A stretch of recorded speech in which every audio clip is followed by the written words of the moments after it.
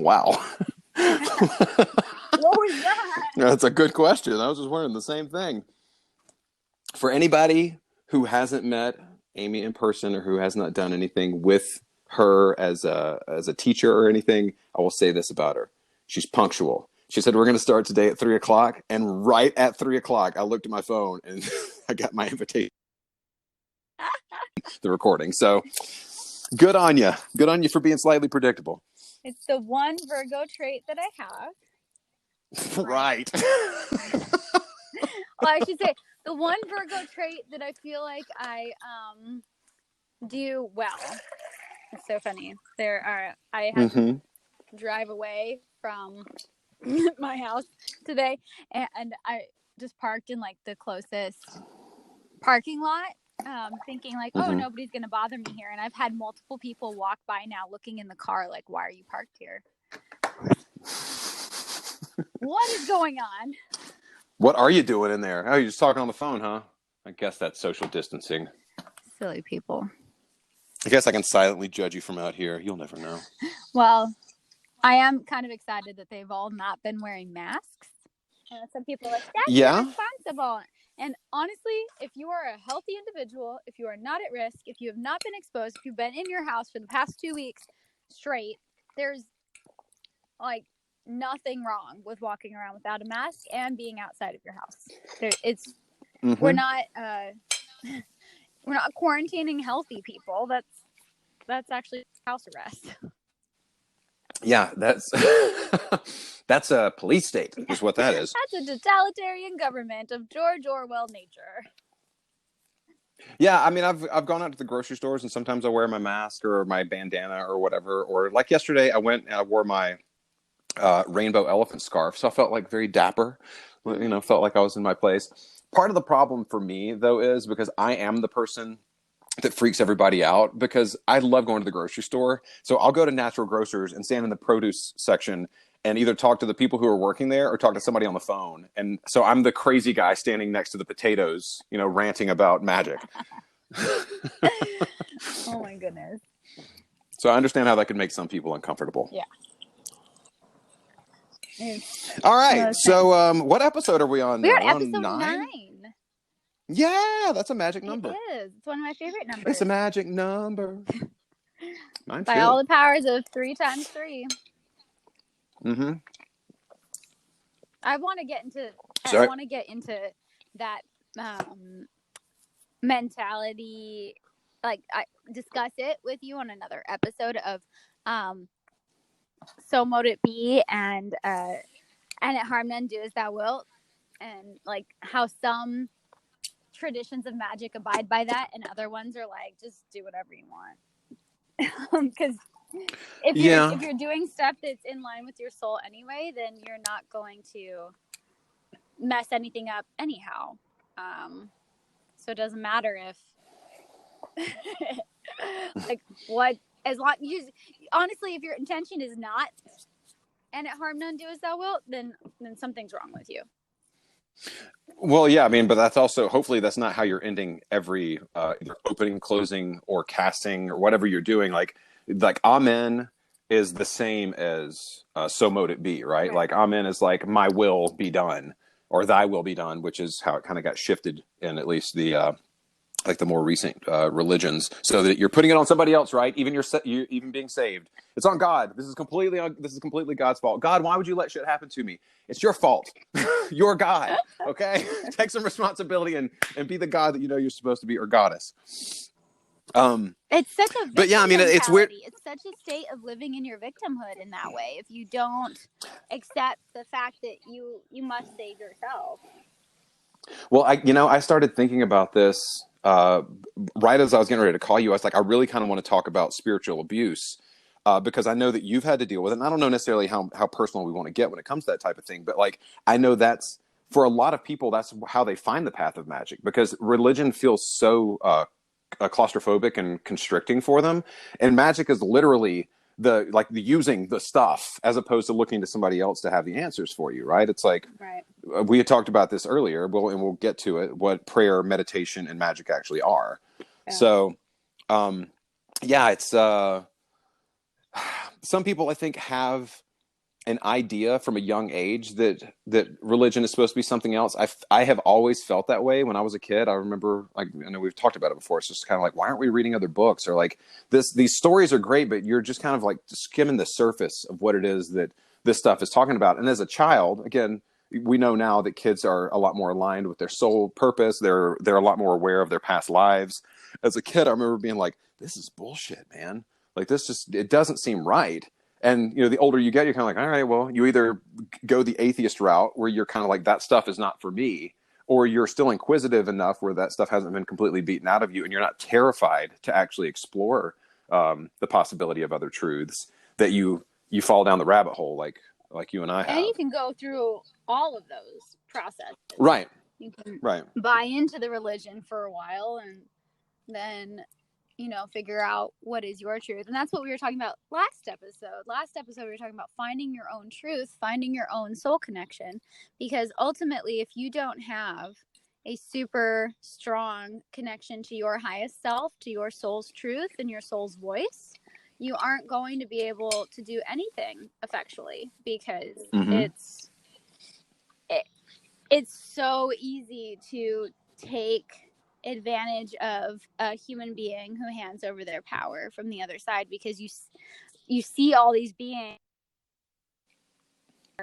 asking for help and you're like, oh, I am a magical etherical thing that they can't tangibly see, feel, or touch, and they're gonna trust me because I'm outside of them, because so many humans are used to turning over their power. So the second you take that power back and you find your own truth, then you can step into a much more efficient system of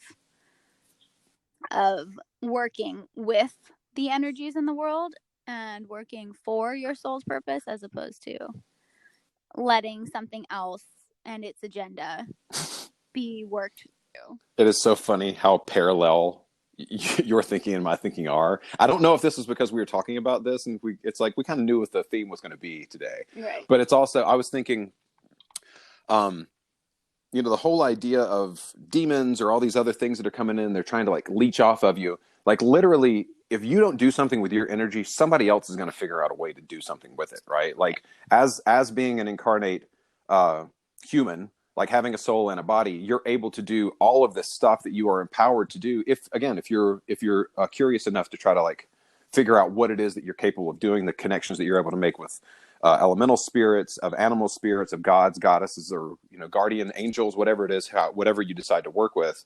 And if you don't, something else is going to figure out a way to sap off of your energy. That's what society is built off of, right? Like, we're at the point right now where everybody else is working to put money in the pocket of, you know, 1 or 2 or 3% of the humans on this planet. So I always kind of like, we always talk about movies, but I kind of equate this to the whole thing in Office Space, where he was like, you know, you put the decimal point in the wrong place. You know, like, he was supposed to be taking fractions of a penny when they had put the worm in the computer code so that they could start collecting money. When they checked the bank account, there was like $300,000 that was missing. And it was like they put the decimal point in the wrong place. And it seems like humanity is starting to realize the decimal point's in the wrong spot. The amount that we are putting out to give to other people is so unbalanced and so unfair, which is why having a spiritual and a magical practice is so incredibly important. Like, I feel like it's one of the most important things that we can do. Like, take care of your body and take care of your soul, you know, well, it and your mind. Like, when they say like the personal is political, the spiritual is political too. The second that you step into taking back your power, you start to realize about all these systems that are in place and all these patterns that are in place that keep people powerless. They keep people feeling like they have to wear masks and they have to do these things and they have to stay at home and they can't go out, and they, like, there's all this fear that is controlling the majority of the population, and it's coming through all of the places where they think they can trust it. But there's so many layers and levels to where those messages are coming from that it can be really daunting trying to figure out what exactly to do with yourself in order to remove yourself from that control system and to essentially empower others along the way without forcing them to come around to your side, because that's proselytizing, that's evangelizing, and we don't want to do that either. Right. Yeah, there's power in numbers, but there's also power in individuality. And that's, again, that's something that I've realized when it comes to how I've had an impact on people. There's a lot of times when you have friends that they like you because of who you are. And then the more time you spend with them, they're like, well, we're going to go do this and we're going to go do that. And then if you don't do that, if you don't do the thing that they're doing, then they feel like you're either growing too far away, away from them. This happens in relationships a lot of times too. Like, people really like who their partner is. And then when their partner either continues being themselves or continues to grow in the direction that they were going when they first met, then it's like, oh my gosh, this is scary. You're not the same person that you were when I first met you, or that kind of, it's this whole like loss of control thing. And it can be terrifying for other people, but it's also like, how else are you supposed to interact with somebody? You have to continue to grow. Like, having somebody stuck into a little box of an idea of what you think they're going to be, they're going to stop surprising you. You're going to be burnout on the relationship. You're not going to continue to grow. You have to be challenged. And we're going to get into this also with the idea of the pillar of severity and the pillar of mercy. With Kabbalism, like, it's not a judgment. It's not like if somebody is strict, they're a bad person. Literally, somebody has to put shit in order. Somebody has to be the one who says, these are the boundaries. And then you have to have somebody that says, or an energy in yourself that says, I can push this a little bit further. Let's, let them play a little bit longer. Use all of the colors in the crayon box. It might not look great, but you'll never know until you try. And then some people are like, well, we're just going to do a monochromatic thing. So it's just going to be kind of grayscale. Like, there's beauty in both aspects of it. So there's no judgment in it at all. It's just, again, the ego gets in the way. And that's one of the things that as a human being, we struggle with. And that's something that, as we're going to talk about, that these energies that we're going to be, that you have the option or the opportunity to work with, they don't have the ego. They are just the pure idea of, whatever that theme is, whatever that archetype is. I think there's, two things from that. The first one is, we all have a role to play, right? Everybody in the universe has a role to play, because we're all telling a story, and some beings have agreed to a role that's more difficult than others. And a lot of people encounter this in past lives. They want to know about the past lives that were like really fun or really exciting or really cool. And there's a lot of past lives that are really sucky and really painful, and where you were the bad person, or like, you were the one doing the cursing. And so it's tough, because as egos, we don't want to see those.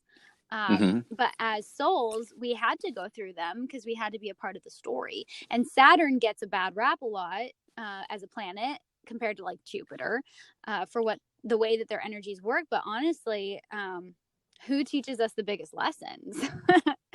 And so, like, being able to recognize it's Kronos. Yeah, but then there's also the change aspect that you brought up, and there's certain deities who that's their job, is to make sure that we don't stagnate, to make sure that we don't keep on keeping on to the point that it just becomes boring, and that we make room for new things to be born, new systems to be invented, new healthy competition. New ways of existing in the planet. And it's so crucial too at the same time, and this is the second point, and I'm so glad that my brain just remembered it.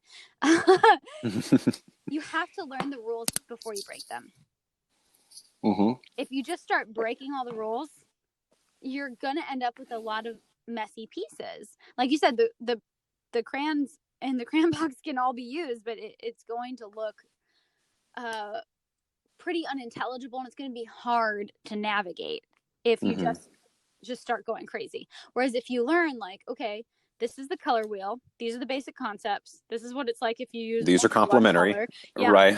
This is what it's like if you do lines versus squares versus dots versus circles, and you learn all the tools, and then you can go Jackson Pollock on it intentionally. But I think it's so crucial to at least learn one system. And for people who are raised in a very, very religious context, such as myself, that had super strict, fundamental, theological values, opinions, morals, all those things put in place as a child, it feels really good to break all the rules because Mm-hmm. there wasn't an opportunity for that. So then it can be hard to rein yourself back in when you're stepping into some of these other spiritual practices where you're like, well, why do I have to do this yoga pose this way? Can't I just move my body? Why do I have to cast a circle this way? Can't I just do it like this instead? Or why do I have to use this particular herb for this type of thing? Why can't I use that one? And I think it can be a little frustrating to put yourself back into a place of structure when you feel so free finally. Mm-hmm. But you have, I think people need to remember, and this is something that I had to learn personally, that until you've learned the system, you're not working in a system. And so you're having to reinvent the wheel, and it sucks because then you make a lot of mistakes. Whereas there's all these systems in place, all of these mystery schools, all of these beautiful esoteric teachings where people figured out a lot of the steps, and then you can just build off of them, and you don't have Mm-hmm. to do it from the ground up in a way that causes more strife than freedom. Right. Yeah. Yeah. Well, it's a 101 class, right? And even, you think about Larry Bird, shooting free throws is relatively simple, but when he would practice, he would shoot 100 free throws. And if he missed one, he would start over until he hit 100 free throws. So starting with basics is incredibly important. It's the same thing with playing a musical instrument or anything else. Like you have to understand where you're coming from, you know? Yeah, you can't just start playing jazz unless you're a prodigy who was a jazz musician in the lifetime before. Right. Yeah. And as we've said before too, like a lot of this stuff, the more that you do on a repetitive cycle, it becomes ingrained in you. It becomes something that we naturally do. So that if you get to the point where you're like a master magician and you're feeling the energetics and you're able to imagine the alchemical symbols that you need to at the right time while you're in ceremony, so you don't have to either draw it or you don't have to like call it up. Like literally the stuff just kind of comes to you. It is like jazz. It gets to the point where it's so ingrained in your body that exactly what is supposed to happen next to make sure that you get the outcome that you're supposed to get. Whereas as baby witches, you start throwing a bunch of cinnamon on stuff and you figure out how to call in the directions, and you have to start somewhere. So this is another place that I don't necessarily get stuck or confused, but it's like, with so many traditions, there is a whole lot of freeform aspects to it. So as I've said before, like the whole idea of having ceremonial magic, you at least, the structure, you've got kind of something to play with. And you can, again, for me, I just kind of feel it when it's time for me to move to the next step, or when I feel like I've learned enough stuff, or even when the guides that I work with feel like I've learned enough stuff, then they're kind of like, it's okay for you to move on to the next thing. And then those things are kind of introduced to me. Cards that way. Yeah. Yeah, exactly. Yeah. It's a feeling. It really is kind of like, all right, the deck is either hot or cold, where the cards are that need to come out. They have like a prickly feel to them depending on what it is. And again, there's not really a way to verbalize it when you first start kind of touching into or getting in touch with your gifts. Like you may know that you're inherently good at something, but it literally takes you doing those things over and over and over again before you truly understand what it is that the message is that's coming through, because it may just be a feeling. It may not be something that you've read in a book. It's just kind of like, I know that if I feel this is related to emotion. So the card that I'm going to pull has to do with your relationships, or something along those lines. Also, and I want to say this is incredibly personal for you because it is Right. not at all how I draw. Right. And this is, to me, feels like the water element, like having a heavy water element will react this way in your body. But it's also clairsentience, what we were talking about before, where you just feel. Right. And I don't have that one strongly. I have claircognizance. Well, it's clairtangence. Clairsentience is like feeling it, like an emotional feeling. Right, Clairtangence is like feeling. Yeah. Oh, sorry. Yeah. Sorry. But anyway, yeah. So clairtangence, clairsentience, it's recognizing what your gifts are. And if you're a clairaudient, you're not going to feel those things primarily. You'll experience it in a completely different way. You'll hear words in your head. You'll hear sounds and music, and you'll hear like wind blowing, and you'll know like, oh, something's coming, as opposed to maybe somebody who's clairvoyant who will start to see pictures and images and colors and light. So there's so many different ways, and everybody has the potential to grow all of those gifts. That's something else that we Yes. don't talk about enough, is everybody has the potential to develop them in a stronger way, just like people who in the physical world, like maybe everybody has the capability of typing on a keyboard. Some people do it better than others naturally. Or smelling or seeing, like certain colors stand out to certain people. And some people are sommeliers, and some people are interior designers, and like we all Mm-hmm. have the potential to learn it all, but it's going to be harder for some than others, depending on whatever the technique or task is. But one thing that we can all do, no matter what, is tap into those extra sensory perceptions, those abilities to notice things that are beyond the physical experience that we are used to on a day-to-day level.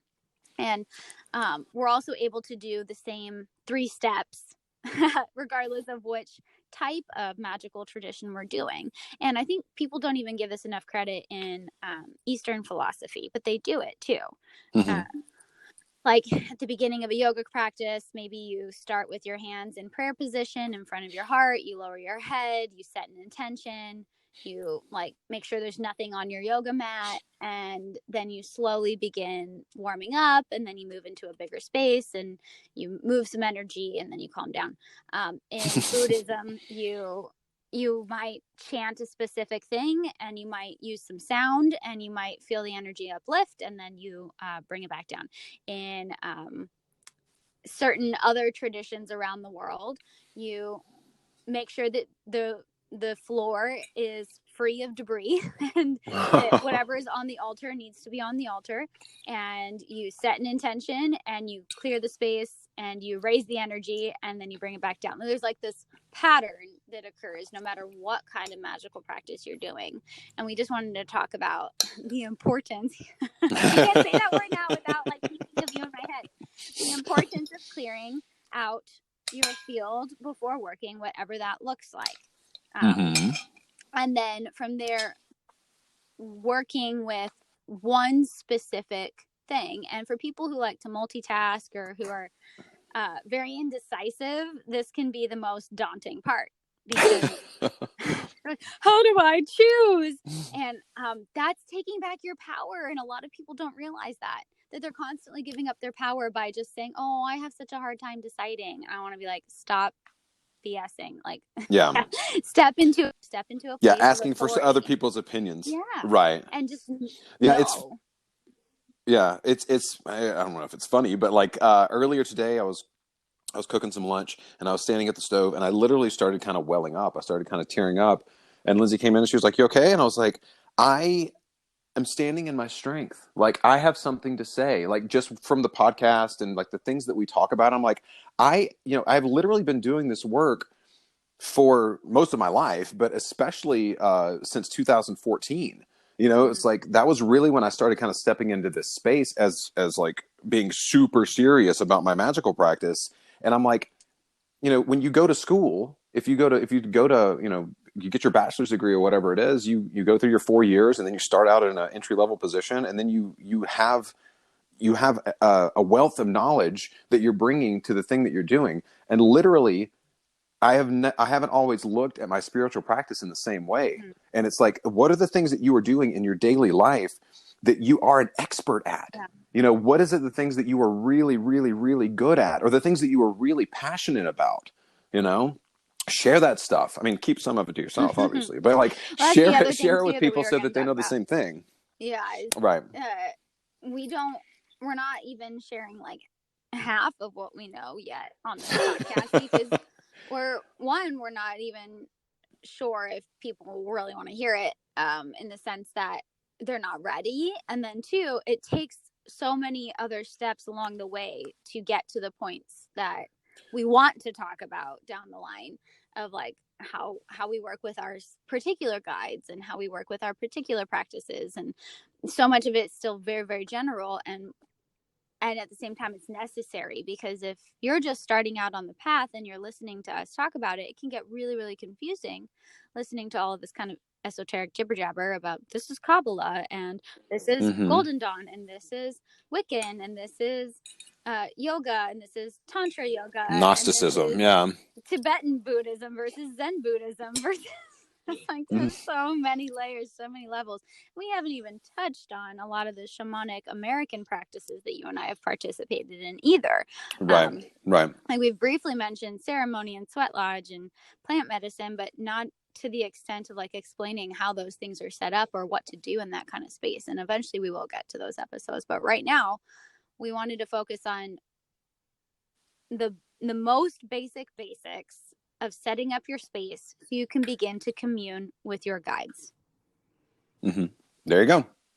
Yeah. So what's the first step? The first step is clearing out your field and creating sacred space. And a lot of people argue about what that sacred space is or looks like. In most traditions, they discuss circles, setting up a circle. And I know for myself, I always find it easier for my mind to accept whatever is coming through if I go through the same steps every time. And that's where I think routine becomes ritual. Right. Where it's another tool. They're all these things that we're talking about are all tools on the way to shifting your consciousness. And that's why I think they look different for different people. Yeah. So for this stuff, really it literally begins with yoga. Like I said, a lot of the first chapters in a lot of magic books that you'll read talk about magic and yoga. And yoga literally means finding your seat and your breath. Like not the asana, not the other stuff, like basic is really becoming embodied, finding where you sit in your life. So you start off by just making sure that your body's clear. This deep breaths, it can be box breathing, 4 breaths in, hold for 4 breaths, 4 breaths out, hold for 4 breaths. It's literally just getting yourself. Yoga literally means to yoke your body to your union. soul. Yeah, bring your soul closer to you. So regardless of what that looks like. And I love that you brought that up because you can be doing practices where you don't even visualize anything around yourself, but just the act of your soul coming closer to you creates a more sacred container, because your soul wouldn't do that action unless it was in a space where the energy was clearer and higher. Like there's it's a literalness of the denser matter is thicker and lower, and the more expanded, lighter, faster moving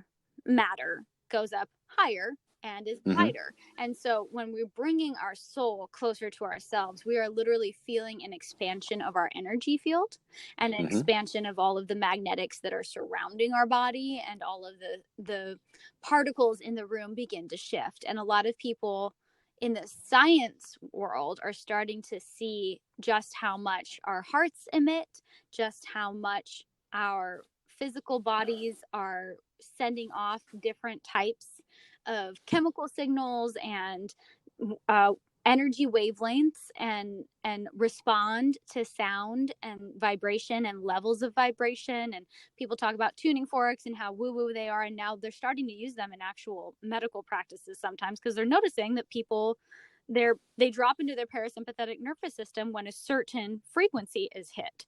And there's a reason that the solfeggio scale works. There's a reason that Tibetan there's a resonance that we're supposed to So clearing and creating sacred space might look different for everybody, but it's always the first step. Don't just immediately go into like calling on deities or trying to do a spell or just starting a yoga practice like right off the bat without any type of pause beforehand. Right. That pause is so crucial. The kumbhaka, the retention.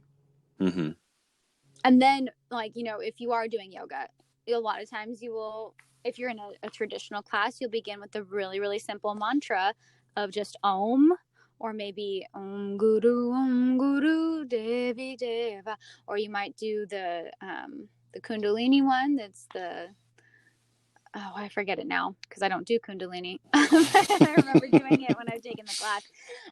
They do a simple chant. So there's a couple different ways of opening. In magical practice, you tend to speak things into existence where you state what it is you're doing energetically. So Right. in the traditions that I have been, I said brought up in, that I've been initiated and studied in, usually there's someone guiding the grounding and centering and the breath work. And it always begins with the breath, just like you said. You pause, you get still, you straighten your back, you either plant your feet firmly or you sit up straight and you notice your breath. You begin with your breath, you send your energy down, you send your energy up, you bring it back to the center, you visualize the space around you, and people will say things like, you are grounded, you are centered, the circle is cast, we're between the worlds. And there's just like these statements that get repeated throughout different variations and traditions, but they're all leading back to the same thing of, okay, now we're in a different place. Right. Get you into a certain mindset.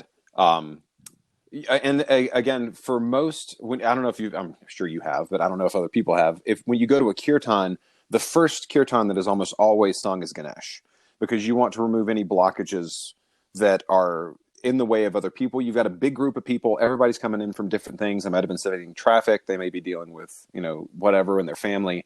So actually having an energy that can help to clear that space will also help. So that's, that may be a little bit further down the line for some people who have not really worked with deities yet, but the energetic of Ganesh is to remove those energies. And he is one of the first energies that most people start to work with because of that reason.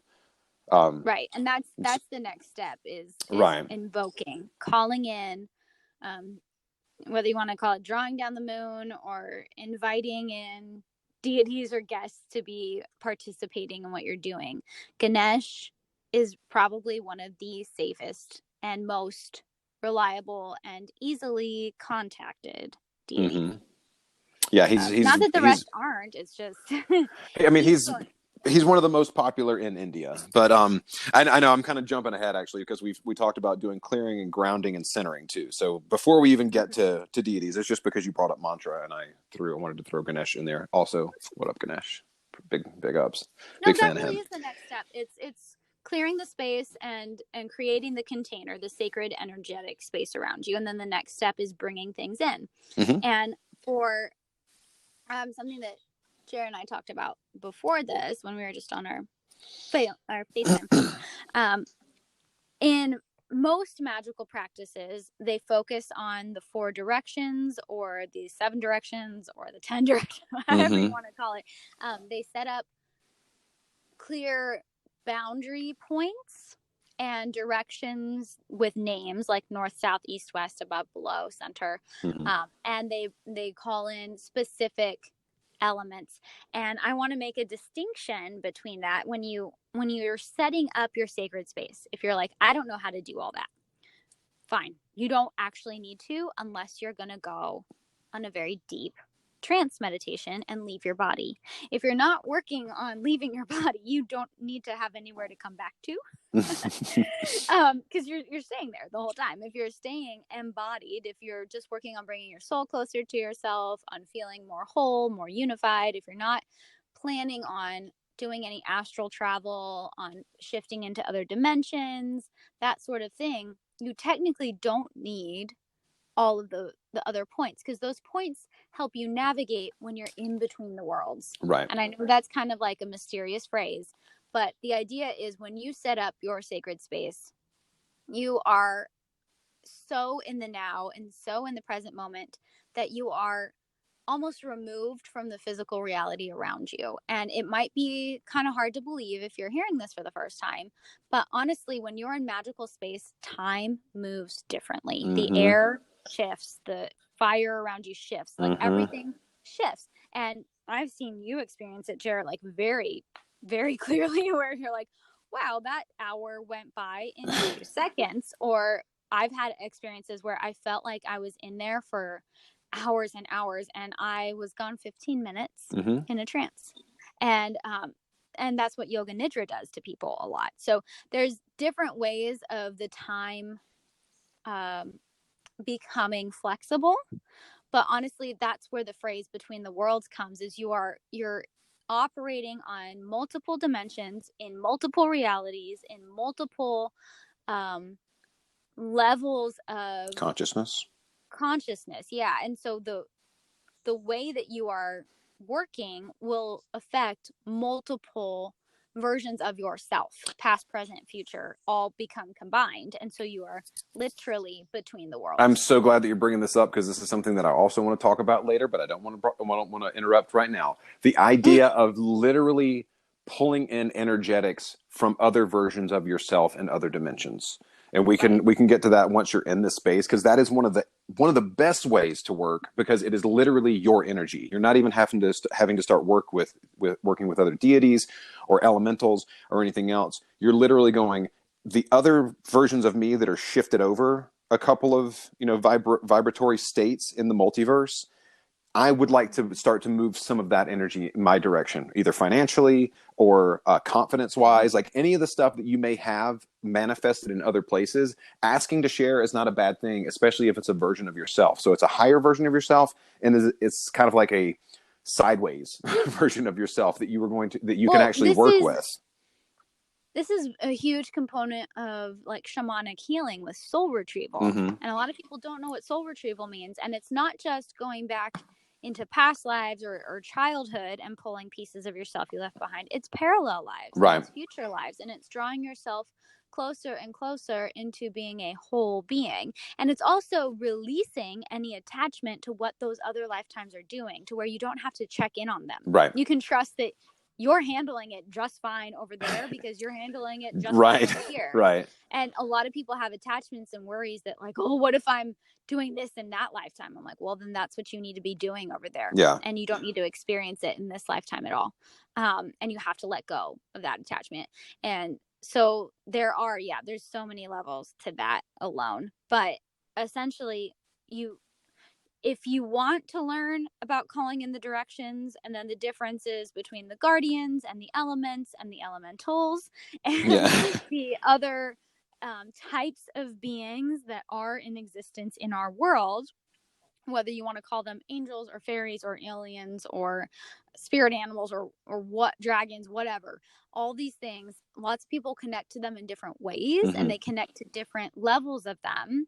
And almost all of them have different expressions that are connected to you in some form or fashion. But the idea is you call them in as help, not as doing it for you. Well, you call them in as literally as guardians, right? Like when you call in the directions, you call in at least for my practice, you call in the direction of the east, you call in or I call in the angel that coincides with east, and the name of God that coincides with the east. And then any other energetics that may go along with air, that may go along with the direction of the rising sun, any of these things. What I'm saying is, like, if you want to get into that deeper level, then reach out to Jerry and I, because there's different ways of doing it. There's different systems, there's different traditions, different lineages, and you call in a number of different things in a specific order depending on those traditions. And sometimes they start in the north, sometimes they start in the east, sometimes they go back and forth on all sides. Sometimes there's like 3 or 4 rounds where you keep going around the circle to bring in different ones. Sometimes you do it all in one go. So it depends on how much time you've got and what exactly your intention is with the ceremony. So the idea, though, is you don't have to do all of that. Right. Technically, and most books say you do. So if you were to just go out and get a book that says like how to become a witch, and there's literally a book called How to Become a Witch, they will give you an order of what to do with specific tools that you hold in your hands, specific directions that you face, specific beings that you call on, and they won't explain why. Yeah. And it's going to be difficult if you don't have a person who's a physical teacher, like in this lifetime, who's alive, contemporary to you, telling you. Get more specific, Amy, that you can actually have a conversation with. They breathe air. Yeah. Well, I mean, who knows? You could have a teacher who's a dolphin. It's true. I mean, if you're John Lilly, you take enough ketamine. Yeah. Sorry, octopus. They do. All dolphins do breathe air. They have an air hole. You're so right. The octopus. It's that idea that there's there's a value to having a teacher explain these systems if you want to go deeper. If you're just starting out, though, essentially clearing your space, creating a sense that you have shifted into those between world states is the first step. And then the second step is working with one, maybe two beings. Yeah. And these are the beings we wanted to talk to you about today. So you already mentioned Wonder. You mentioned Ganesh. Gotta love him. Ganapati. And if we stay in India, let's also bring in Durga, who is a very beautiful goddess, mother energy, who's protective. Like, that's her role. She kills demons and protects women and children who are helpless. So it's kind of even though she's fierce, she's a benevolent fierce. It's like a mama bear. Yeah, right. She's got 100 arms, and each of them has a different weapon. Like that's what she does. A lot of people in India call on her regularly. Like, when they go outside their house, they call on her because they want her protection as they go about their day.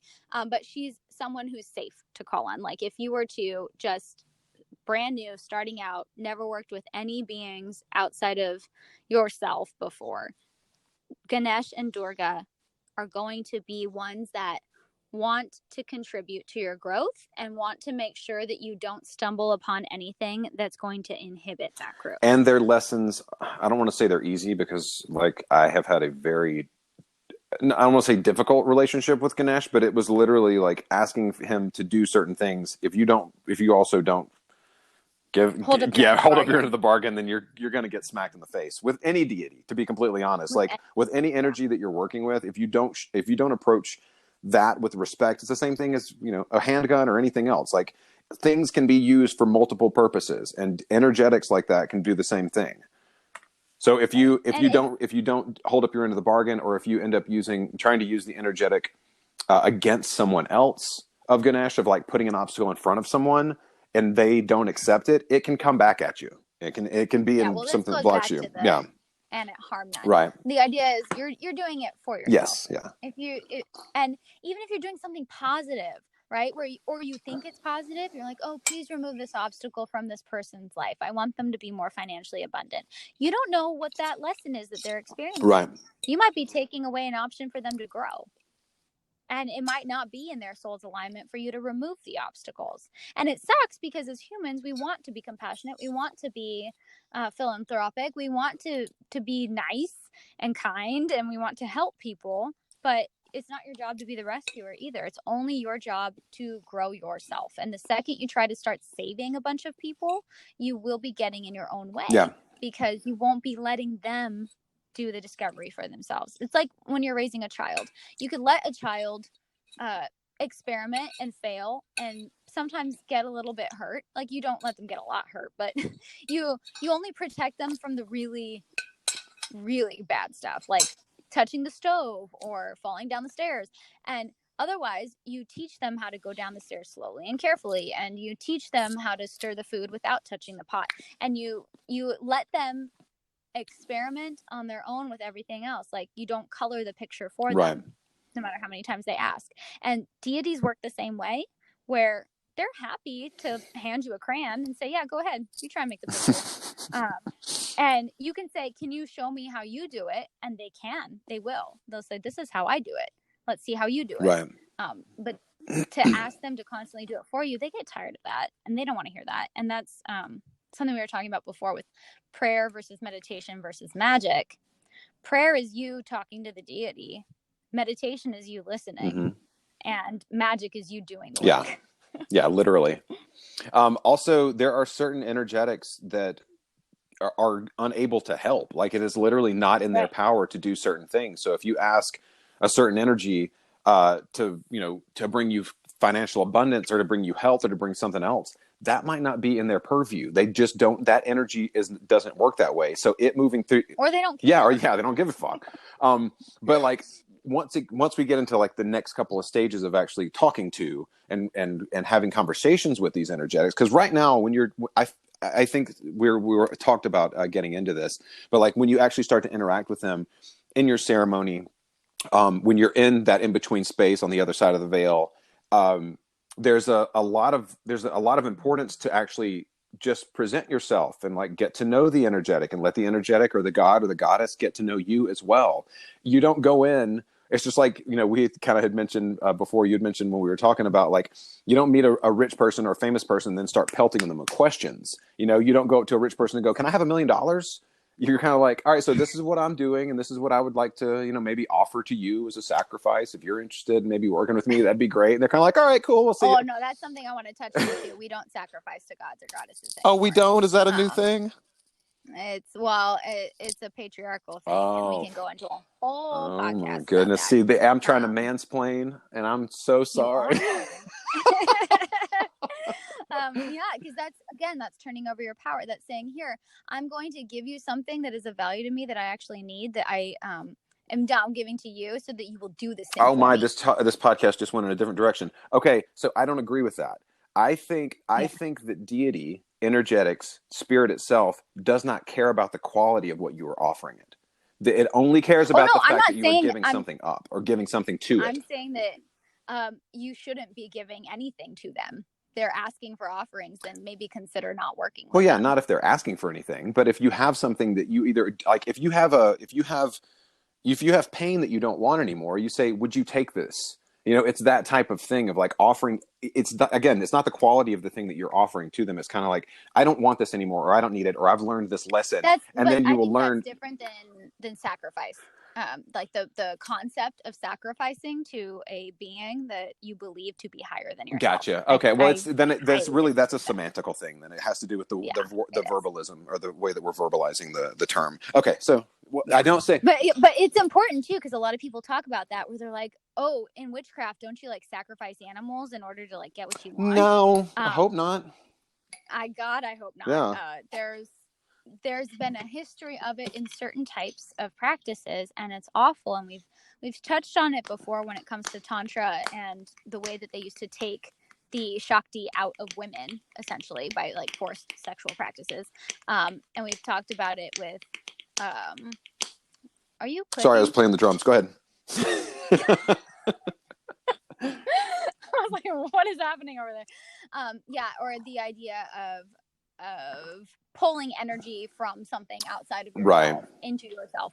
And there's so many different things that go with that. And there's a lot of fear based off of some of those practices where you take the life force of something in order to increase your own power and effectiveness. And that is a dark side of magic. That is literally some of the darkest kind of black, bad, awful magic that you can do. Okay, so it's literally it's usually saying it's saying offering as opposed to sacrifice. Is that what you're saying?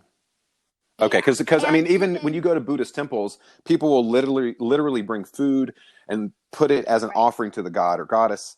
And a lot of the times, there's a Buddhist temple that's in Southern California, where they actually have food for you to offer to the god or goddess when you get there. You can offer it to Buddha or to Tara or to Avalokiteshvara, and then when you leave, you can actually take it with you. So again, you're making an offering to the deity. The whole idea that I'm saying of sacrifice. Let's make this a whole other podcast. Okay. Because there's a lot that I want to talk about with the food offerings, and we can go over it. But let's jump back to where we were with bringing in some of these pleasant beings that we can work with. Back to the good. Okay, all right. Let's do. Who don't ask for sacrifice. Right. So this is something that I really love about like the two that I wrote down first on the list, which are Mother Mary and Mary Magdalene. They don't ask for anything except your commitment to do the work. Right. That's I think the sign when a deity is on the up and up. When all they ask is for you to live in your truest, most authentic form, and to do as much self-development and self-work and truth finding that you can. I think that's how all of the energies that I work with are. Nobody has ever asked me for anything, which is good. Again, we talked about that. If you hear if spirits speak to you, test them, ask them what their deal is. But I will completely agree with that. Like, the only thing that they may ask you is to get up at random hours of the night. That's at least the experience that I've had where, And I still even disagree with yeah. that. I'm like, you are not allowed to do that to Well, me. that's a barely get enough boundaries sleep thing. for Yeah. this. That's a boundaries Yeah. thing. And so a lot of these deities won't even do that. You had an experience with Jesus where he was like, wake up. But for me, Jesus, Mary, and Mary all help me get to sleep better.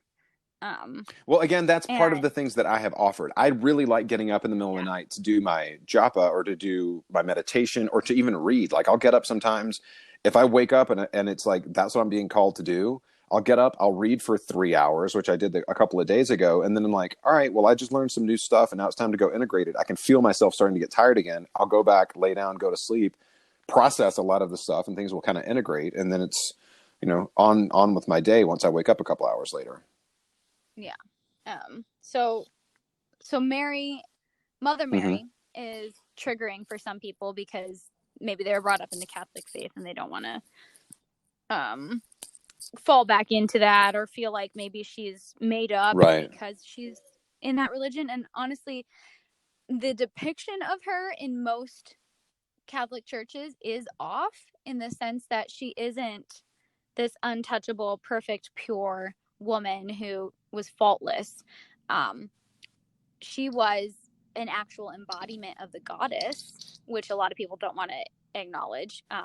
They only call her Queen of Heaven after the Annunciation. Right.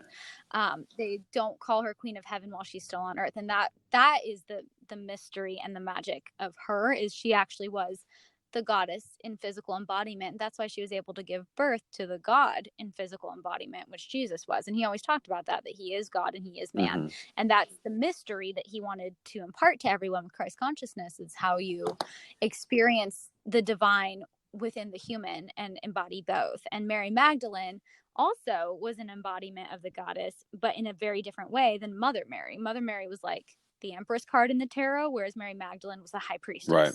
And the two of them combined with Jesus made like a very, very strong triad that a lot of people don't look at as a triad. They always like do just one or two, right, and they don't think about the third component, and it's all important and it's all beautiful. And working with them can bring a whole new level of awareness to yourself, and it also can bring a whole new level of peace, because that's one of his titles, is Prince of Peace. And if you're feeling overwhelmed by all the energies coming at you, if you're feeling like you don't know how to process your empathic abilities, and if you don't know what to trust or who to believe in, these beings have made it their mission to make you feel connected to the divine and safe enough to learn more. Yeah, and the things that have been written down, look deeper. That's really a big part of it too, is like just kind of misinterpretations or other people's interpretations of what these things are, what these stories mean, is very patriarchal, which is what Christianity has literally become. You have the Pope. There's not like any female popes. There's never been, So. Well, Constantine stopped out all the Gnostic things that included women. What a dick. Well, I mean, it wasn't even completely him. It was the Council of Nicaea. Yeah. Anyway, so that's another three. Yeah. So you got Ganesh and Durga, Mary and Mary, Jesus. And let's move back over to the East with Kuan Yin and Buddha. Yeah. So Jesus and Buddha have a very, very similar... they have similar energies.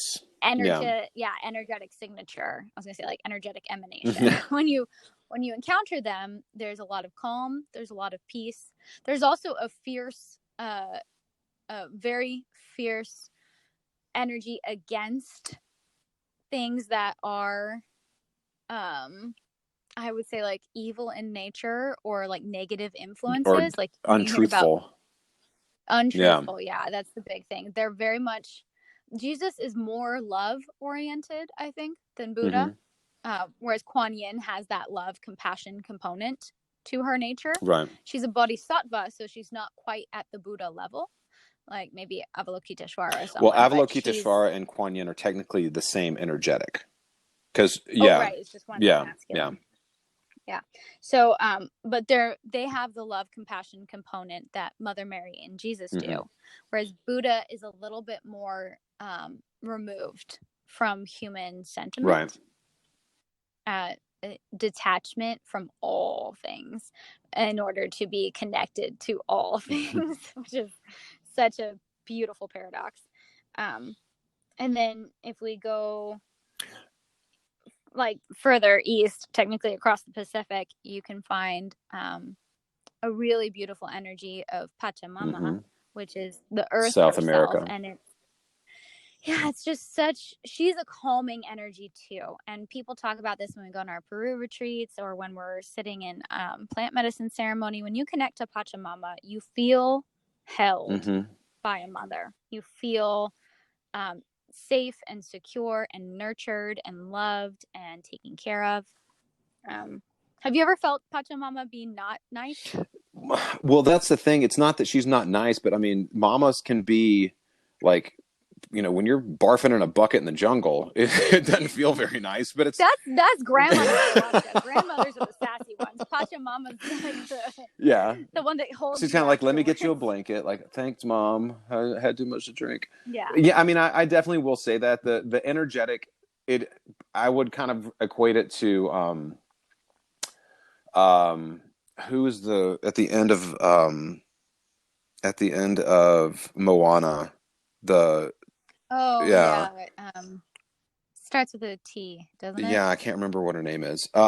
So that energetic, like that, that constant smile, that big smile, that like very, I'm just gonna lay down and take a nap. Tafiti, yes. The heart of Tafiti. Yeah. So like that energetic, that is definitely the Pachamama feel. That vibe.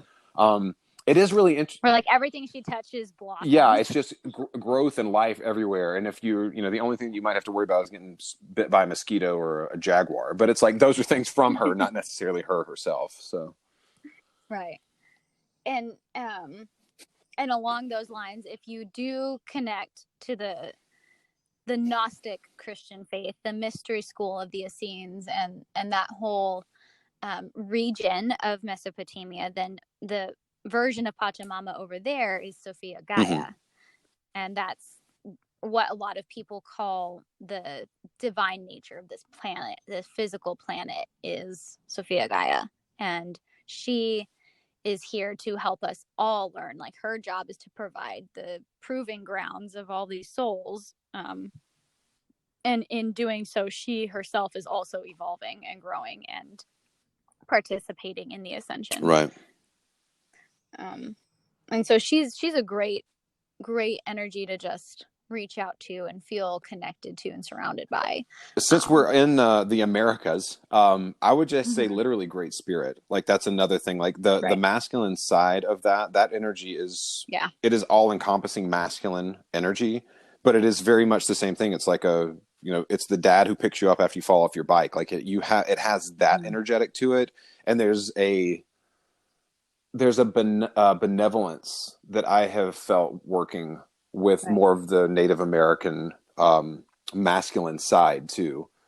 It's like it's what a healthy emperor card would feel like in the tarot. It's less Aries, more like just a man in confidence. A man who's kind of doing what needs to be done. Yeah, it's all the healthy side of the masculine that a lot of times we've lost to the patriarchal side of the masculine, where it's strong, decisive, clear, focused. It's the Shiva consciousness, but on a much more sweetly paternal level. Not like a patronizing, but a comforting, like you said, kind of energy, where he's there to teach you how to ride the bike, and you might fall, but like you said, he'll pick you back up. Right. He won't leave you lying there. Yeah, he's not the dad that makes you smoke a pack of cigarettes when he catches you smoking. It's like completely different energy. Yeah, great spirit. And you could also call him Father Sky and call Pachamama Mother Father Earth. Sky, Aquila, which is the name for, it's the Latin name for an eagle. It's again, these things will kind of come to you, and sometimes you may have words, or you may have the names of energies that literally pop into your head, or that you feel in that space that you will start to research. Again, question them. Don't do anything that you're like, if anything asks you to do anything or starts, fluffing you up to make you feel bigger than you actually are, then it's probably a good idea that it's probably not the energetic that you're wanting to work with. I had an experience a couple of weeks ago where I think I don't know if I mentioned this last week, but I was like calling in a couple of different spirits, or working with like new energies, and literally asking directly, "Are you this thing that I just called in?" And I didn't get a response. I got a dark, heavy feeling, and it's kind of like, "All right, well, you need to go. I did not invite you here." And so Right. again, you have power in the place where you are. Do not feel disempowered. That is one of the ways that you may get taken advantage of, or you may end up working with an energetic that doesn't have your highest interest in mind. So, Right. Speaking of like working with yeah. them, two beings that really love to help people develop their magical practices are Isis and Thoth. Mm-hmm. Yeah. And there's other ones that are in the Egyptian pantheon that I absolutely love, but I don't want to say because I feel like you need to meet them through a teacher, because there's not a whole lot of information on a reliable nature on the internet. Right. And so I don't want to direct you to their names because, again, you might encounter something written about them that's going to put a whole other spin on it or make you relate to them in a way that is not helpful or safe. Yeah, exactly. These are safe ideas that we're giving. It's like this is something that again either has we that you can do without Jeremy or I leading you through a ceremony to meet them. And they're talked about. They're known. They are still active energies, which again we talked about with mantras. Sometimes they're sealed. Sometimes they're the energetics and certain gods and goddesses have been forgotten because of the destruction that they can cause, or because of the things that happen in society that are connected to them. So it's literally like we don't work with them right now. The stuff that is still fairly present, you can still learn from them. It doesn't mean that it's like, this is not like gift store deities. This is very much, if you work with Thor, or if you work with Bridget, like you said, like some of these other energetics that you can literally find information on, you're going to get something out of it as long as you're intelligent in the way that you're dealing with it. If you start going down the rabbit hole and dealing with things that you have never heard of before, and it's like gloss or whatever, it's like don't fuck with him, okay? Like that doesn't sound like a leave him in the dark. All right, we'll come back and deal with his ass later. But like, oh my god, yeah. But Isis and Thoth, they are ones like they embody the magician card in the tarot, if that's what we're looking at. Right. They are able to manipulate the tools that they have in a way that feels magical to humans, but to the divine is just working with the worlds. And they help you do the same. They help you find the tools that will channel your energy, that will express your desires in a way that is in your soul's greatest alignment. They will show you the connections and the ways that all these other beings have been named after them. And they love it when you discover stuff. They're like really clever professors who get you to answer your own questions. Yeah, literally. And Isis does have a mother aspect and like a really strong motherhood type of energy, and she also has like a very clear in her own power sovereign queen aspect, as well as a partnership aspect. So she's like a triple goddess in and of herself, with the way that she interacts with things, where you can see the different partnerships that she encounters that activate different parts of herself. And then Thoth, he also has different beings that he works with. One of the most famous is Mot, the goddess of truth. And I would say that she's safe as well, because that's what she is. She's truth. If you're calling on her, you might see truths about yourself that are uncomfortable, but you won't be in a bad place at all, because she's only going to show you what you're ready to handle. The universe never gives you what you're not ready for. Right. Well, yeah, that's the other thing too. Like a lot of these, if you try to call in a deity and they either you don't have the energetic to work with them, or they don't want to work with you, they're probably won't show up. And if they do, they may pop in and be like, "You called," and you're kind of like, "Yeah, you want to work together?" And they're like, nope. And like, all right, cool. See you later. Like you will literally feel that energetic kind of shift as they come in and out. And it's, you know, it's not like a fuck that kind of vibe, at least with the energies that I've worked with. It literally is kind of like, you're not ready to work with me yet. Like you're not working on that aspect, you know? So. Or sometimes I feel like it's like a first date thing where you're in ceremony to see if you two are going to make it work. And, you know, conversation's going okay, but you've got different interests and you kind of have different things that you want to make sure happen in this lifetime. And so you realize, you know what? Look, no hard feelings. We're not going to date. Yeah. and there's like a knowing or a feeling or a sensation that will come through that will tell you for sure. Like maybe you are more suited to work with Bridget than you are with Isis. Maybe you're more suited to work with Durga than you are Kuan Yin. Maybe you're more suited to work with Ganesh than you are Jesus. It doesn't matter which one of these that we're talking about. It's just the idea that finding the ones you resonate with will also help you in your own growth, as well as encountering your soul family that's here on the planet. We all have soul families that are incarnating with us. Jer and I are soul brother and sister, and we wouldn't have encountered each other if we hadn't been seeking the same things and trying to align ourselves with our highest goal and highest purpose and highest guardians and master teachers. And they all came together. And now, even though we're technically walking on a very similar path, we're doing it in different ways. Right. But we're able to support each other because we're like, oh yeah, that thing you just said, I do it too. Yeah. Also, I mean, we've talked more of anthropomorphic gods and goddesses, but literally working with animal spirits is also a big thing. Like, and that's a little more Native American.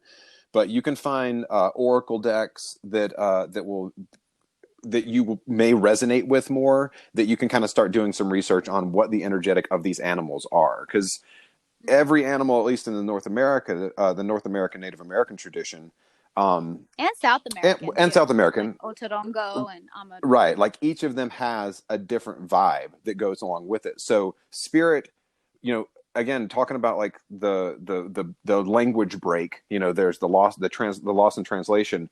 There are energetic languages. You may receive messages from divinity that are either spoken or written in Enochian. If you don't know Enochian, that's not going to help. Same thing with Hebrew or Sanskrit. Like I said, in ceremony, I had this wash of information come through, and I'm kind of like, I don't know what the fuck I'm looking at. I recognize the characters, but I'm like, this is lost on me. I need to understand the language before I can read these things that are coming through. When it comes to animals, which we are very easily able to understand the energetic of, if you have a repetition of things coming across your path, if you see you know, if something catches your eye that is like an eagle or a hawk, like hawk is messenger, and then in the Native American tradition, buffalo, which is one of my spirit animals and one of my favorites, is prayer and abundance. So like if you have certain things that you feel drawn to, or if you have a repeated cycle of this message that keeps coming through, look that information up. Like find a reliable source. The medicine cards, the discovery of power through the way of animals, is a deck that I have, which I absolutely love. And I love the Wild Unknown Animal deck. Animal. Yeah. So something along those lines. If there's a message that keeps coming through, if you keep dreaming about rabbits or squirrels or something, like there's probably an energetic that spirit is trying to give to you in the most basic form that it can. Like you think about hieroglyphs in the pyramids too. Like you can get a lot of information from a basic. I'm glad you brought that idea, up, because right? a lot of these animal beings have really significant deities attached to them too. Because if you think about all of the therianthropes is the fancy word, but animal-headed, human-bodied beings throughout the world, you might find that you're seeing the animal representation that's connected to this deity, and then that helps bring you to the deity that your soul really wants to engage with and learn from. And so maybe if you're constantly seeing like scorpion, well, then go look up what scorpion means in different cultures and what they represent. If you're constantly seeing a lion, go look up what that means. If you're constantly seeing a hawk, like you brought up hawk is messenger in Native American, well, hawk in Egyptian, that's Horus. And Horus has a very like clear role to play in the evolution of a soul's consciousness. Like he helps you alchemize a lot of the practices that Isis and Osiris do in order to literally raise your vibration to the point that you are starting to work on the ascension process. So those animals, I'm so glad that you said that. It's true. They're the gateways, gateway drugs. They're the gateway gods and goddesses, and they have their animal medicine too, like and so do plants. Right. A lot of people do not give plants enough credit. They give mushrooms credit because mushrooms take us on like really fun journeys, and now scientists are so obsessed with how mushrooms connect on the whole world in their beautiful mycelium network. But a lot of other plants, and we've mentioned this before, also have medicine to teach and also have deities they're associated with. Especially like if you look at Celtic lineage, with the way that the different trees mean different things. So those kinds of trees have things to say. If you're looking at certain Native American ones, or even like the alchemist, literally the sycamore tree is in so many different myths and legends from around the world that it's kind of like mind-boggling how often the sycamore shows up. And so are you seeing a lot of sycamores? Are you hearing that name in songs? And like maybe look up what it's connected to and how it's woven throughout our world's consciousness.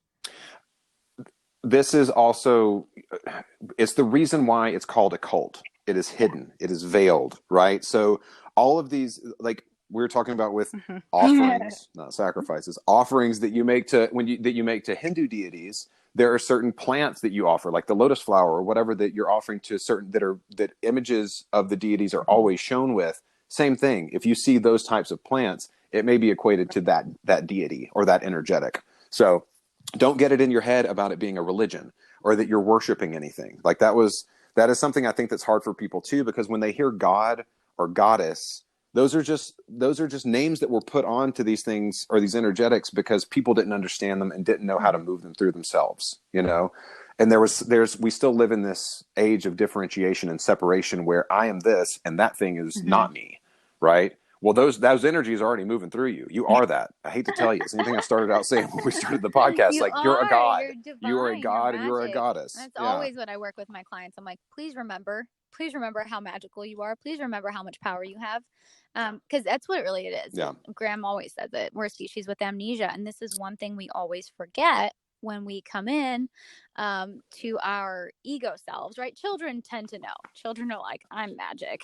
I am mystery and I am wonder. But once they start speaking, once they start interacting with a lot of other humans, they start to develop this complex that says like, oh, this person's taller than me, bigger than me, stronger than me. Therefore, everything else outside of me is also taller, bigger, stronger, more powerful. And it takes a lot of mental gymnastics to get around that idea that we are just as capable of flying. We are just as capable, if not more capable, of moving between the worlds. And that's something that I think I use a lot as an illustration, that there's these gods and goddesses that we call on, that we work with, and we ask them to come down. We ask them to like come into our presence, but we forget that it takes them effort to do so. They don't like being in the physical realm. Or if they do like being in the physical realm, they have to borrow something else to be in. They don't have a body. They don't have a physical representation. And so it takes them a lot of energy to fully show their presence to us if we're not attuned to those more sensitive representations. And so that's part of the reason sometimes people don't see anything or don't hear anything, is because they haven't sharpened their senses enough. And that's where a lot of mystery schools have that phrase, those who have eyes to see and ears to hear. It takes practice to develop clairaudience. It takes practice to develop clairvoyance.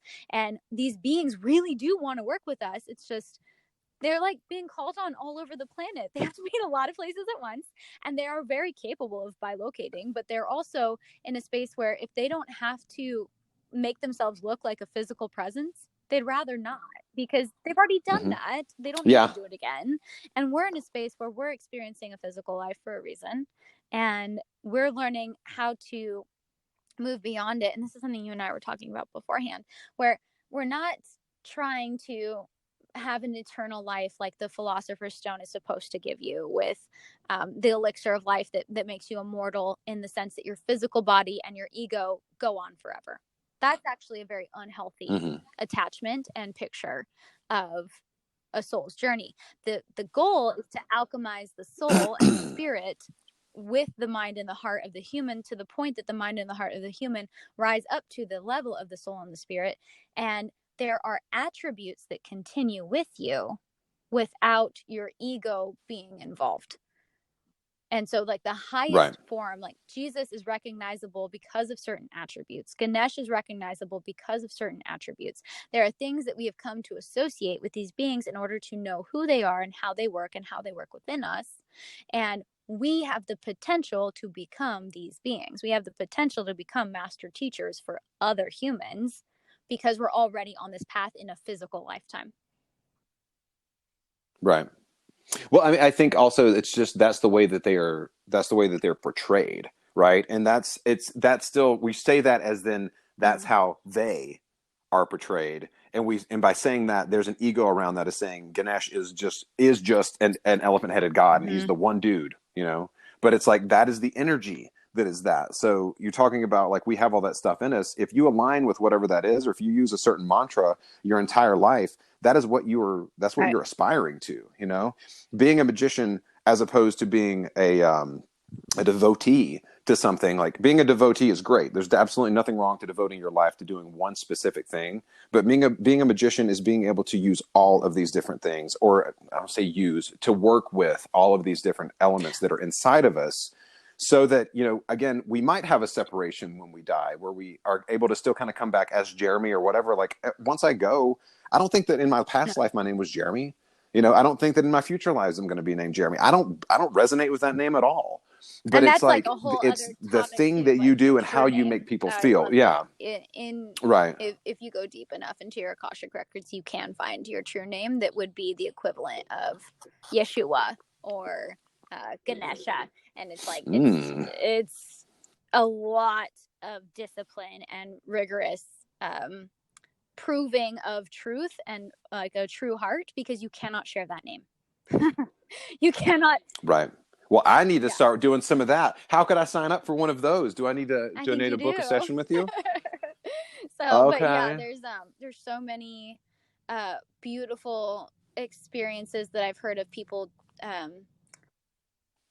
That was supposed to be a So I plug for you, appreciate it. Amy. I was I trying to get you to know. plug yourself. I don't want to help. No, I should take that back. Okay, I would gladly help you know the process of doing it, but I cannot be involved in the actual name receiving ceremony. That is something people have to do alone. I can tell you how to do it. I can explain how others have done it. I can say there are more effective ways, and I can say that it will take a long time until it's revealed, because you have to be ready. And it's something that I know is described really beautifully in the book by Yakov Darling Khan, Jaguar in the Body, Butterfly in the Heart. He describes the process of finding his true name, and it is so beautiful, and like made me cry listening to it, because I listened to him read the book. And I think that we forget that our souls have a name, and that we might not be able to say it in this lifetime because we might accidentally share it with someone else. And names have power. And that's how, I mean, there's so many stories about that in myths around the world, where a god or a goddess finds the true name of another god or goddess and they gain power. Right. Well, that's the reason why there's literally the unspoken name of God, like Yod He Vav He, like that's the name that we know it as. But there's supposedly, you're not supposed to be able to say the name of God, because of, maybe that's part of it, is because you end up getting that power from that deity, or, you know, there's something there. There's something that is either disempowering for someone else, or it could be dangerous. These beings that we've mentioned before, they're actually the human names of the incarnation that reached ascension. We should be clear on that.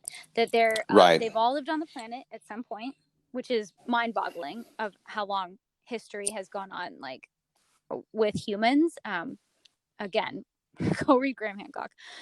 There's so many names that they could have had, but when Mary Magdalene passed out of human existence and into her wholeness, into her spirit body that is still active on the planet through channeling and through people's experiences of her. She comes to us as Mary Magdalene because that is the way that we know who she is. That's not her soul's name. And so we have to be clear on that too. Buddha, Jesus, all of it, it's like the way that they are the most approachable, the most easily recognized, and also the most, I would say, like, energetically aligned with helping humanity. Yeah, we kind of talked about that too earlier, about like with Hermes and Thoth and Mercury, like all being like different variations of that same person, because supposedly, you know, Thoth was around for a long, he was around for a long time. He came back multiple times. Again, I don't know if that was just like a rebranding for him. He was like, I'm going to be Thoth this time. I'm going to be so-and-so. Or if it was literally he reincarnated because there were other lessons for us to learn. Like the mystery schools kind of teach that it's like they go off, they do their thing, and then they decide to reincarnate, they come back. Krishna right? And that's Rama as incarnations of Vishnu. Yeah. Right. The Vishnu, the incarnations, the deity. I think that's one of the mysteries of Thoth is like, why did he come back, and why did he come back in the way that he did come back? And what are the things that carry through each of them? And what parts has humanity butchered, essentially, right? Because even Jesus's story has not been handed down through generations in a true format. You have to do a lot of work with him. There's like 18 years that are missing. Well, he was in India. Nobody had internet at the time, so they had no idea what was going on. Check Jesus' Instagram. He's like, check out this pic from Nepal, y'all. There's so many instances, I think, where, and you can even look at the Egyptian stories, where you can tell humans have messed with it. Humans have either transcribed it intentionally incorrectly because they were hiding the mystery from people who wanted the power, or they transcribed it incorrectly because they were hiding the power from the masses, or they transcribed it incorrectly because they were human and we have errors. And so because they're idiots. So many stories where, like, instantly, you know, like, this one was made up, or this one was intentionally retold differently in order to push an agenda, which is, I think, primarily what is going on in our planet right now. Is there's so many stories, and this is something I've been harping on for years, and I just need to actually sit down and do it. Rewriting the myths. Like, writing them in a way that is empowering, writing them in a way that is relatable, writing them in a way that will help people do the really great acts of magic that they want to do and that they know they're capable of. But because of the way that the stories are rolling around in their heads, the karmic patterns get all knotted up and tied. Right. Well, I mean, that's a lot of what Gnosticism and a lot of what the Kabbalah covers. You know, it's like understanding the energetic of certain things without actually having to put a definitive, this is what this is, which, you know, again, you can't help but put your own spin or your own flavor onto something if you are going to rewrite something or to try to give an interpretation of it. Human. Everyone's human. This is where we get back to the beginning of knowing your own soul's truth. And if something rings true, it doesn't matter if everybody says the story is different. If you know it's true to you, then stick to that side of it, because that's going to be way more beneficial in terms of you working with that being. Like, for me, I know what I believe to be true about Mary Magdalene and Jesus might be different than what somebody else who's read maybe a different channeled text of hers might believe. And I've read multiple texts that say they are channeled from the same being, from Mary Magdalene, and all of them have one or two little similarities. The biggest one being that she was a priestess initiate in Egypt. That's like the one fact that carries through all of them. And then the second fact that carries through all of them is that she worked with Jesus in that lifetime as his equal. And a lot of people forget that too. So those two things are always the same. And then there's a third component that most of the texts have and that one or two don't, where she is his lover and his wife, just as much as she is his partner in acts of miracles and healing. And when it comes to that, I feel like the ones that don't align with that aspect of them doing tantra and magic and love making as part of their spiritual practice, as well as part of their human practice. Like they were actually madly in love with each other as humans. I think that those texts are the human who is receiving the information isn't capable of transmitting those truths, because there's so many who agree that that is a truth between them. And for me, that really resonated of like, yes, this is a partnership. This is how they are doing magic together. It's not about them being separate but equal. It's about them being in union. And what that looks like of the male and the female to come together, literally inside of each other, but with their energetics entwined inside of each other too. And that's a whole mystery. Well, again, that's like the story of dogma. That's, like, about Jesus's, his lineage, literally. And I think that it's kind of the same thing. There's a movie called Demon Knight, which was Tales from the Crypt, that kind of has the idea of keeping the blood of Christ, like, and keeping that story alive. So it always kind of comes back to films. Just can't help it. I was love Hollywood.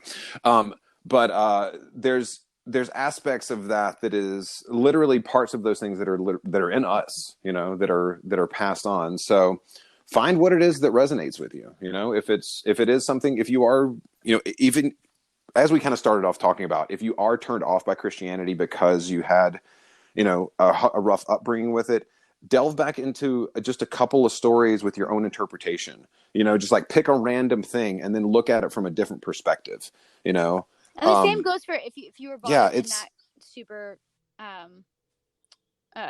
mainstream worldview of Christianity. Look at some of these other deities that you might have been told were either false idols or demons or, like just bad in general, because they look scary, like Durga. Right. Durga looks scary. They aren't. No, some of them are not pleasant. Some of them, their role in this universe is to cause havoc or to create chaos or to make life very difficult for humans. But that is the role that they have accepted as part of the polarity and the duality that exists in this universe that we are inside of the multiverse. Because there are other types of existences where it's not dual, it's triads, or it's like lots of different viewpoints, or it's like everything is still kind of one-ish. And we just have a hard time seeing that. And so I think there's a lot of fear around negative aspects and around other things. And I think that actually stems from fear that it's within us, that what we are capable of doing. And it's good. That's the only kind of fear that I think is a healthy one, is knowing how powerful you are and therefore taking great responsibility and care with that power. Yeah. If you're not scared, then you're not challenging yourself, or you're not putting yourself into a situation where you're out of your comfort zone. You can't let the fear dictate you, but you can use it as a thermometer of, am I doing something that, and there's different kinds of fear too. There's like fear of failure versus fear of the unknown versus, like, there's so many different things. That could be a whole podcast in and of itself. But yeah, and just one last thing too, we'd kind of talked about before, like these, for me, if you do have clairsentience and you're able to actually see things, or is that right? Clairsentience, yes. So if you're able to actually clairvoyance, there you go, thank you. So if you are able to actually see things and you start to see energetics of things, like like you're just talking about now with fear, like I had an experience a couple of days ago where I literally was seeing things and I'm like, all right, I have this natural inclination to want to look down, like we all kind of do. And if you go back and you like, be not afraid, all the angels always say that whenever they're talking to people. For I bring you great try news. To maintain your focus. Yeah, this is good stuff. This is really, really good stuff. So like, if you do start to see things, or if you do start to like experience some of this stuff, don't be scared. Like, again, that's a big part is confidence, making sure that you are confident in your space, because again, cowering like I did as a kid, like hiding under your blanket, falling asleep, really, really hot because you were afraid there might be something under the bed or there may be an energetic in the room. Just because you can't see it doesn't mean that it has, or just because you can't see it doesn't mean that it has ill intent, Right. right? It could be that the house is filled with good energy. Set boundaries, like stand your ground and say, look, I'm trying to sleep tonight, or if you see something, feel like, if you have something to tell me, let's figure out a way to Yeah, it comes back communicate. to like question it. Go move towards the fear. Yeah, move towards the fear as opposed to trying to move and away from it. stand your ground firmly, like you said, boundaries, and if they present themselves and they scare you, like if you're looking at like this happens a lot when I close my eyes. I see very strange is the best way to describe it. Faces that could be interpreted as like bone chilling, like terrifying, warped, Right. different types. Sometimes it just depends. And I ask them, I say, why are you presenting yourself this way? Where's the lesson here? Why are you showing me this? Why are you showing me something that would make me want to look away? Why are you showing me something that would make me feel afraid for myself, for my children, for my house, whatever it is? Why would you show yourself this way? What's the point of it? And sometimes Sixth Sense. There's the movie. It's always connected. Like, why are you showing me this? Why are you showing me this? And if you are clairvoyant and you are seeing things that are like scaring you, ask them, why are you scaring me? What's the point of it? I'm not going to help you if I'm terrified. I'm just going to go run. I'm going to close my eyes. I'm going to ignore it until it goes away, because then you close off the sense, you close off the capability of it, because you don't want to engage in it because it makes you feel bad. Or you literally demand that it step outside. Like that's another thing. Again, standing in your strength. If you have something that's trying to scare you and that's its intention, you say, this place is closed to you. This is a safe space. Like literally repeat positive affirmations in your own voice. Like you don't have to use other languages. You can say, this is a safe space and we don't have room here for ghosts or whatever the thing is. Or again, an ancestor spirit that looks warped to us because they're still holding on to things and it's distorting the image, or it's trauma that's like manifested in their form somehow, in their energetic form. And you want to say like, hey, are you here because you want me to help you go back to the light? You can ask that too. Yeah. And yes, that is also a big thing. You don't have to take the responsibility, because a lot of the times when I'm closing the house down at night, when I'm getting ready to go to sleep, I ask my guides to take care of any energetics which may be seeking me out. I'm like, could you guys help any energies that are lost, that may be coming to me for guidance, and help them find their path to their to wherever they need to go, so that they can get recycled back into the soul stream, like so they can be reborn or whatever.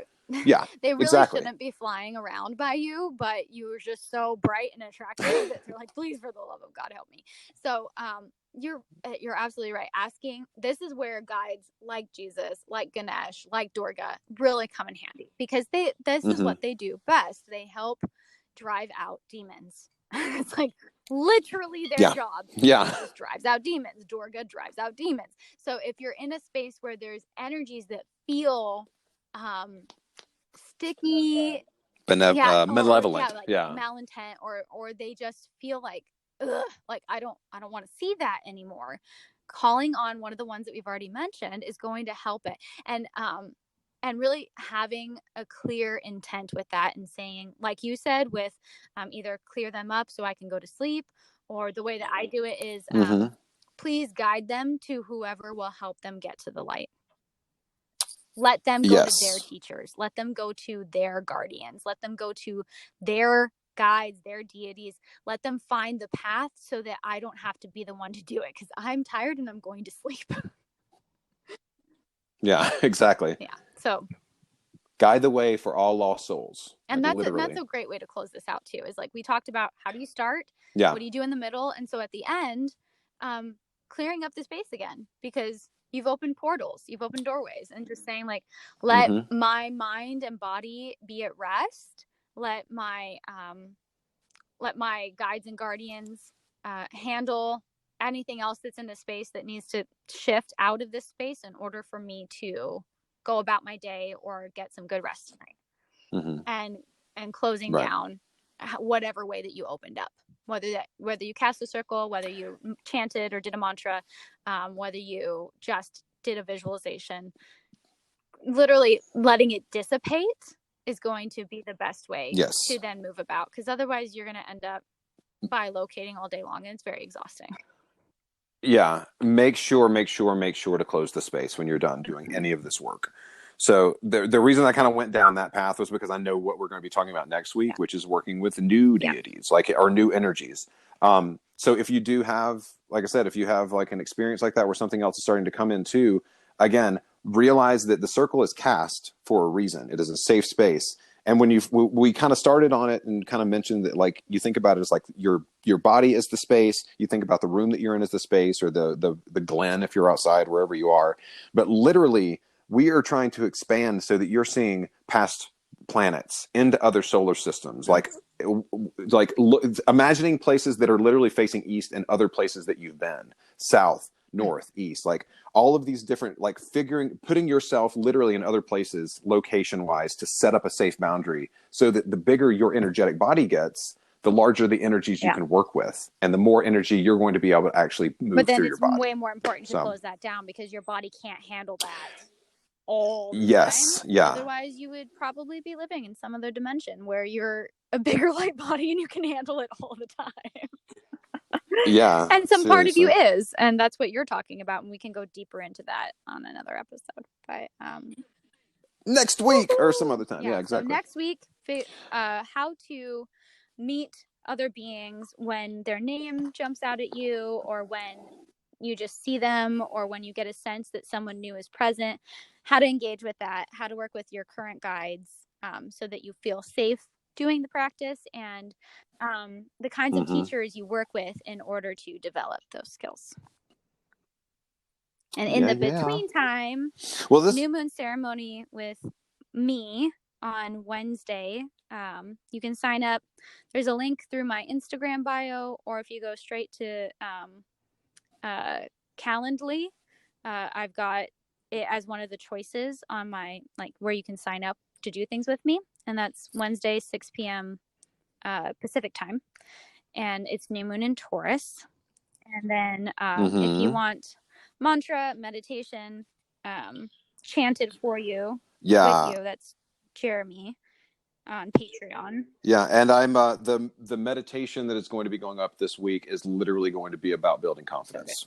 So it's taking up space. That is what you want to do. So figure out how to, like, expand yourself a little bit so that you can feel confident in taking up space, having your voice be heard, and being okay with your presence. And then building on working with systems, learning the rules to break them, and also having a community that does that with you. Jeremy's building his own community, and then I'm doing a 24-week intensive on Patreon in a tradition I'm calling All Souls. And that name came to me in a really just beautiful, quick way, and it felt right. And that's what we're sticking with for now, but it will be a coven. Nice. And the goal is to initiate everyone in the coven equally, so that they can move forward and either initiate people in their local cities and build local groups, but then continue to work online together, or to just continue to study together and have a group of people that they know they can always connect to and rely on, and eventually go visit, because this is all happening over Zoom. So it'll be a coven that is meeting literally in between the worlds. Which is cool. And we'll be doing a lot of work around what Jared and I have discussed today, as well as some of the other things we've discussed in the past. But it's building a foundational magical practice for those who never had one. And it's structuring and restructuring a magical practice for those who already have something in place, but who are maybe searching for something deeper than some of the traditions that we've mentioned in witchcraft provide, because it is going to have some mystery school aspects to it, which is really fun and exciting for me as a teacher to be able to share more than just on like a one-on-one client basis, is which I usually do. So this is opening it up to people who maybe can't afford to work with me one-on-one, but who want the deep work. And if you do that one, then you get like all the other perks on the Patreon. So the tarot series that I've been doing, and the mantras, and the secret episodes of the podcast, all that good stuff. Yeah. I also want to give a shout out to my new Patreon subscribers, Casey, and it's either Alice or Elise. I want to say it's probably Alice. Thank you so much. I really appreciate it. And new material is going to be going up. I know that I'm excited to be producing stuff. So hopefully you are going to enjoy the things that I'm going to be producing. And I've also had a couple of ideas that I think you and I will probably kick around. I don't necessarily want to drop them now, but like doing like group meals, like everybody cooks together. We all send out a recipe and kind of do that possibly as another thing to do as a group. I think would be great because you and I we're all about that kitchen life. We are. It's the earth parts of us. My Taurus rising is so happy right now that the sun just shifted. I did so many Taurus things today. It was great. Okay. Enjoy some chocolate or do so something, much chocolate. I had rub up against a soft blanket. Cups of cacao that were in a cup the size of a soup bowl. Like you had a goblet. I had 2 goblets of cacao today. Nice. Cacao with amazing cacao butter and cinnamon and vanilla powder and just all the yum yums. Do you still have your pentagram coffee mug that I gave you? And I think of you every time I pull it out of the cabinet. That's something we should talk about too after next week is tools and physical objects and imbuing them with power. Because physical and spiritual. It doesn't always come in physical form. For beginners. For physical, I got you. Okay. It's really nice to have a physical object. And like I'm speaking from experience where once you've handled it enough physically, then you move on to the energetics, and then you get really fun tools that don't exist in this realm.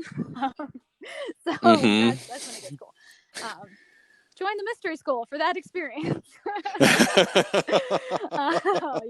And catch us. Jared and I are going to be doing Instagram lives too, where we'll be doing a couple things that go with the podcast or go beyond the podcast and talking about the work we're doing. And also, if you join us on those Instagram lives, you can ask questions and you can request us to talk about things for the podcast, which is really fun for us to know what y'all want to hear and what you would find useful and helpful, and like whatever burning questions are coming to mind as we're bringing up all of these fun esoteric ideas. Yeah. Let's get together. Let's do some magic stuff. Yeah. Those are the only words I know. I don't know the rest of the song, but I'm really good at it. It was good. That was great. All right, it's 4:44, and I love you. I'm glad we got to chat. We'll do it again soon. Okay.